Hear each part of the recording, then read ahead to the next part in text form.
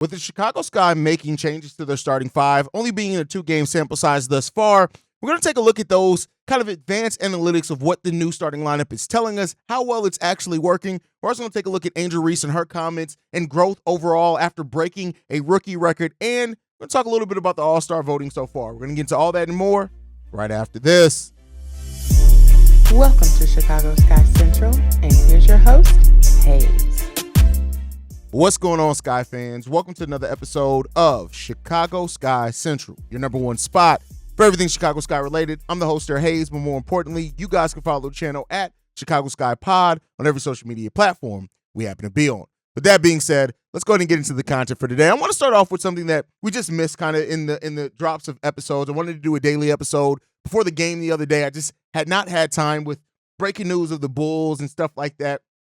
But I want to talk about how the last game between the Fever and the Chicago Sky drew the largest audience in the WNBA since 1998. It was a huge viewing thing, and it just goes to show how the awareness around the league has completely changed when it came down to 1.32 million viewers tuned in to watch Caitlin Reese and the Indiana Fever take on the Chicago Sky and Angel Reese. And so Caitlin Clark, did I say Caitlin Reese? Caitlin Clark.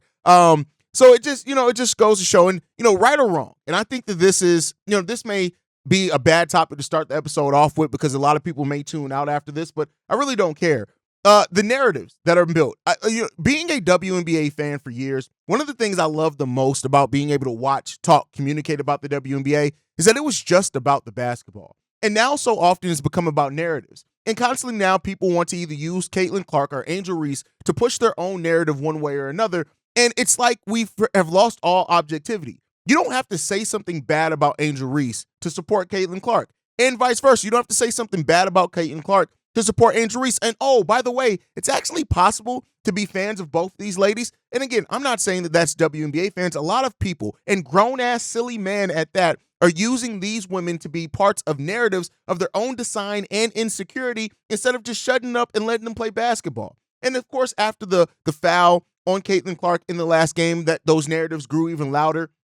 Even Angel Reese talking about how she doesn't trust the sports reporters. And it is, at this point, everybody, even Caitlin Clark deniers and haters, right, use her in a way that's just, they use these ladies' names in a way to just push silly-ass, stupid, insecure narratives where the sport says enough to it. The foul that Angel Reese had on Caitlin Clark was a flagrant foul. That's it. Was it dirty? Was it intentional? No. It was a flagrant foul. It happens by the letter of the game. There's sometimes when you make contact with somebody's head, you are going to get a flagrant call. That's what that was. It was nothing more, nothing less. Move on. On top of the other things, like all the silly comments on if Caitlin Clark does something good, you got to make sure you try to knock her down. I've even gotten comments or conversations with people myself that, like, they go first to race and then they'll be like, oh, well, you're having a race conversation. No, we're not. I was talking basketball. It's just silly. Let these women be what they do and what they're great at, and that's playing basketball. And yeah, they're each going through their own rookie hurdles, very different players on very different teams with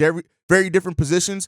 But the fact of the matter is the Angel Reese versus Caitlin Clark narrative is just getting tired. It is. Guess what? You're not going to see Angel Reese guard Caitlin Clark that much because she's a power forward and Caitlin Clark's playing point guard. It's just not going to happen. Is she going to be switched on her sometimes? Absolutely. But we try to build these and make these bigger storylines when, at the end of the day, women's basketball is growing exponentially, and it's not just because of Caitlin Clark. And I don't care if you get offended by that. It's not. Is she the biggest part of it? You can definitely say that for whatever it is, right? You can say that. But don't act like if it wasn't for having an antithesis to Caitlin Clark in Angel Reese, which is what many narratives are making her, you wouldn't even see when you get other athletes as well coming out and saying stupid shit. It's silly. And at the end of the day, I just hope that both these women can focus on, well, they are focused on playing basketball, can just keep doing what they do great.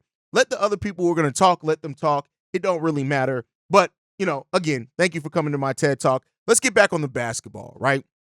So we know that we made a change to the starting lineup. That change was moving Lindsey Allen and Kennedy Carter into the starting lineup, taking out Dana Evans and Diamond DeShields out of that starting lineup. And that lineup now, with the added minutes of starting, have played 57 minutes together. And the results have been really glowingly. And Marina Mabry has also talked about the change there and things like that as well, and what that has done for the Sky's offense saying this: I feel like we're doing a really good job. We've been drawing up plays and translating them to the board, from the board to the court. So I have a lot more hope that we will go out there with a little more focus and concentration and just a little more fire under us. We want to get a win, and you can't keep doing the same thing and expecting the same result. So hopefully we can change our mindset and put a little more effort into it. So listen, Marina Mabrey has stepped up. She's played much better basketball over the last 2 games as well, one of those games being a win. And it seems like the Sky have kind of had the right mindset shift, as well as Coach Spoon doing a much better job at coaching the offense as well. The starting lineup now of Lindsey Allen, Camila Cardoso, Kennedy Carter, Marina Mabrey, and Angel Reese have played 57 minutes together. The only other lineup that's played more minutes than them is the lineup of Diamond Shields, Dana Evans, Marina Mabrey, Angel Reese, and Elizabeth Williams. We know that was the original starting lineup. It makes sense that's the most minutes, even with Elizabeth Williams being out for the rest of the season at this point. But that lineup now, with that new starting lineup, has averaged a plus 27 in points, right? So they're outscoring their opponent by 27.3 points per game in the minutes that they are on the court. They also are taking more field goals. They're hitting them at a better rate, not little, only about 2% better field goal rate there. The 3-point shot has actually gone down with that lineup. They're actually taking 14 less 3-point attempts than their opponent in that time, which is fine. They're hitting it at about the same percentage, so take that for what you will. They're hitting it at about 1% better than what they were, so it is what it is there. The offensive rebound percentage is in the positive 28.7%. The defensive rebounding percentage is up 28.7% as well, which is really good to see. And the overall true rebounder percentage is up 24.8%. So that's really good as well. Assists, we're averaging over 9 assists more than our opponents in that time. Over is still more than our opponents. The block percentage has come way down, though, less than -5 blocks than our opponents in that time. But this lineup is being positive, and that's what you want to see: is play the percentages. That's what we talked about on the last daily episode that wasn't built around the game. Is we talked about playing those percentages and putting yourself in a position where you're using the lineups that are telling you they're working the best together to get something out of. And so far, we're seeing the results for that. And I, for one, can't knock that. I know some Chicago Sky fans still are going to, but it seems like the Sky are finally going in that right direction to start correcting some of the things that we've really been needing to see corrected for a while now. And so it's really good to see that over this time as well. It seems like Dana Evans is playing much better off the bench. Unfortunately, I can't give her any credit. Like Diamond Still has been playing about the same, but really overall, Dana Evans seems like she's really thriving in that bench role as well. And that's not something that I personally could be mad at when it comes down to it either. So, with things kind of going and people looking and playing better, it seems like, hey, we're going to get the most out of that. And that's all you can really ask for. Out the last 3 games, Dana Evans has scored 14, 12, and 12 points, those last 2 games coming off the bench. So, things are going in the right direction. And the Sky are hopefully going to get back to kind of the promise they showed at the beginning of the season. That's not to say that they're all of a sudden going to be some world beaters or anything like that, but this is still a team that can compete for that last playoff spot in the league. And so, if the Sky can start keep on the right path of getting this thing corrected, then things are going to go well for the Chicago Sky. And I think overall, we'll continue to see the growth and development that we need to see from these young ladies and this team. And with doing so, we got a lot that we can continue to work on, right? So the Chicago Sky are still the 4th best rebounding team in the league. We still average the 3rd most steals in the league and things like that. So the defense is still primarily there. It's changed a little bit with the new starting lineup, but we are seeing that this team is going in the right direction with a lot of things. They still got things that they need to improve. They still got things that they can tighten up. That's always going to be the case with the rebuilding team. But overarchingly, like, we're starting to get to the right place. You got now Angel Reese averaging a double-double on the season, 12 points, 10.5 rebounds per game. Marina Mabrey's back to scoring better, 15 points per game, which I think is a career high for her. Also, assist, rebound, she's averaging a career high in. So, we're going in the right direction. Camilla's starting to get more comfortable. And as this starting lineup continues to gel together, I think really positive things are going to come. And you're hearing that echoed throughout this team as well, as that those good things are really coming back for this team. And we hope that we're going to get it back and keep it together as we need to. And so with that said, Angel Reese has had a really good first month when you look at it. Yeah, she started off shooting the ball really inefficiently. That seems like it's starting to it needs to be more consistent, but it's getting better. When you look at what she's been able to do so far, she's just being able to play her game. And, the questions around her, Will her game translate? Can she be efficient enough? Will she be able to rebound? Is she a hothead? All those type of things. For those people who are asking that, those are being calmed down. She is showing you guys what she can bring to this team. And so, she came in and said this, being able to have a coach that came in and told me, don't worry about the number you dropped in the draft. She told me to believe in myself and surprise myself before I surprise others. And for what it's worth, Caitlin Clark is a Rookie of the Year candidate. Now, I've said before, for her to win it, it would be a huge change because of the voting, the narratives, things like that. That's not in her control.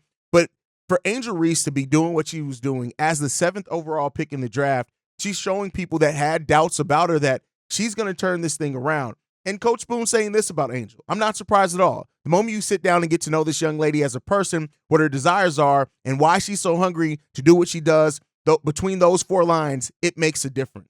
She has a coach that believes in her. She has a city that's embracing her. The city of Chicago has embraced Angel Reese like none other would. And Angel Reese, me and Steve-O said it. She's the type of player that this city enjoys. And she's bringing fans from LSU with her. She's bringing fans from other places with her, Maryland with her. People are coming to see Angel Reese in a lot of ways, and they're supporting the Chicago Sky in that, and I can't be mad at it. And for what it's worth, she's growing, developing, and she's hitting the right trajectory. And we're even seeing Coach Weatherspoon seem a little bit more comfortable even using her as a point forward in some lineups. That's what you want to see. And so the development that she's getting is amazing. Angel Reese is 2nd in the entire WNBA in rebounds at 10.8 per game. She's only behind Angel Wilson, who's a 2-time MVP. She's 2nd in amongst rookies in scoring at 12.3 points per game, only 2nd to Caitlin Clark, scoring 16.3, and she leads the rookie class in both rebounds and steals, and she's 5th in the league in steals. You can deny, you can hate, you can call her ghetto for some people, the simple-minded idiot people. You can call that all you want to. But Angel Reese is living up to not only the expectations, but exceeding them in a lot of ways. And even with that said, she's not done growing yet. Yes, she can be a more efficient player. Yes, she can not foul as much at certain times. Yes, she can sometimes hit her free throws better, which have been better overall. She's getting into a place of her game growing exponentially, and that's not going to stop anytime soon. And like I said before, you can hate Angel Reese. You're going to be on the wrong side of history when it's all said and done with it, and that's fine for me. This is Chicago. We embrace things like that. You guys can let me know what you think on that down below. Now, with that said, we want to go around the W just real quick to talk about the All-Star voting so far. And Asia Wilson leads the league in voting right now with 217,000 votes. Caitlin Clark is right behind her with a little over 216,000. Then you have Aaliyah Boston, Brianna Stewart, Enrique, Sabrina Ionescu, and then Angel Reese is right there in the All-Star voting, in that top 10 as well, with Casey Plum, Nafissa Collier, and Dearica Hanby right below her. So listen, like I said before, this thing we can call it what it is. Angel Reese, with the following that she has, was always going to get a lot of All-Star votes. We got to see where it's going to come once you mix in the other votes. We know fan voting accounts for 50% weighted in the All-Star voting, but Angel Reese, people are noticing what Angel Reese does. And while some are noticing it for the bad and want to point that out, Angel Reese is growing. And this All-Star voting, I really do like it overall. I know some people are going to have their own players they think are higher, lower, things like that. But we're silencing the doubters. And the one thing that you can say, the city of Chicago is behind Angel, and they're behind the Chicago Sky. Yeah, they had some issues with Marina Mabry. They had some issues with the lineup. Things like that are going to happen, right? Not everything is going to be this blind love. But at the end of the day, I love where this team is going. I love the trajectory of this team as well. And we just got to keep hitting it and keep growing. And there's been no signs of us not. Yes, we went through the hurdles. That's going to happen for a rebuilding team. But we're coming out on the other side of that right now. And it looks like we're going to start going back on a positive path after making changes. And what Marina Mabry said, as far as you can't keep doing the same thing and expecting different results, that I'm glad that Coach Boone and the players woke up to it. And it doesn't seem like anybody has any type of feelings about it. They're just growing, developing, and trying to get it into the right area. Kennedy Carter, by the way, who, before we go, Hollywood Carter, I'm glad that she has that nickname. I'm glad that she's embraced it, has been doing so amazingly well for the Chicago Sky since being in that starting lineup. She's changed the pace. We haven't had slow starts since then. Fourth quarters is still a little bit rocky at times, so we got to work on that, right? That's a team thing, not on any one person. But you love to see what we're getting from Kennedy Carter. 18 points, 19 points scored respectively in her first 2 games starting for this Chicago Sky team. and we're not done yet. But guys, let me know what you guys think, and always down below. Make sure you guys are following the show at Chicago Sky Pod. You can send us any feedback, questions, comments, concerns, ChicagoSkyCentral@gmail.com. And then lastly, if you want to leave a text message and our voicemail for the mailbag, the number to do so, 773-270-2799. We're the number one spot for everything Chicago Sky related. And I'll see you guys the next time we go to Skytown, y'all. Peace. This has been a presentation of the Break Media.